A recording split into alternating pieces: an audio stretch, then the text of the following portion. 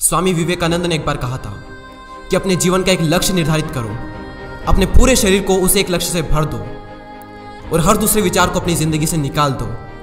यही सफल होने का मूल मंत्र है। हमें से कई लोग डॉक्टर एपीजे अब्दुल कलाम साहब को इंस्पिरेशन मानते हैं, लेकिन क्या आपको पता है कि उनकी इंस्पिरेशन कौन है? स्वामी विवेकानंद। और सिर्फ यही नहीं बल्कि निकोला टेस्ला, सुभाष चंद्र बोस, लाल बहादुर शास्त्री और भी कई सारे ऐसे लीजेंड्स हैं जिनकी इंस्पिरेशन स्वामी विवेकानंद है। आज हम स्वामी जी के जीवन की 3 कहानियां डिस्कस करेंगे और जीवन की बहुत बड़ी सीख है इन तीनों कहानियों में।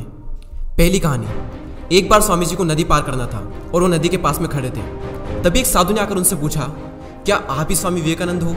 स्वामी जी ने जवाब दिया कि जी हाँ, मैं ही स्वामी विवेकानंद हूँ। तभी साधु ने पूछा कि स्वामी जी आप यहाँ पर क्या कर रहे हो? स्वामी जी ने कहा कि मुझे नदी पार करना है और मैं नाव का इंतजार कर रहा हूँ। तभी साधु ने कहा कि तुम इतने बड़े इंसान हो, कई सारे लोग तुम्हें अपनी प्रेरणा का स्रोत मानते हैं और तुम एक नदी पार नहीं कर सकते।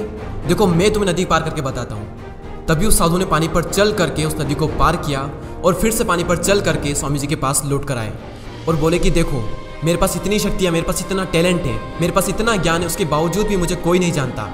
और तुम्हारे पास कोई ज्ञान नहीं, कोई शक्तियाँ नहीं, उसके बावजूद भी तुम्हें सब जानते हैं। तभी स्वामी जी मुस्कुराए और साधु से पूछा कि तुम्हें यह विद्या सीखने में कितना टाइम लगा?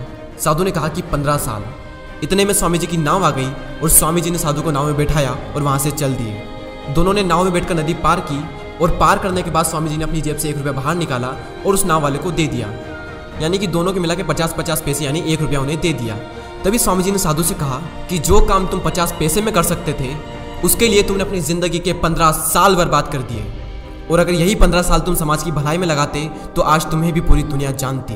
और मैंने यही किया, इसलिए मुझे पूरी दुनिया जानती है और तुम्हें कोई नहीं जानता।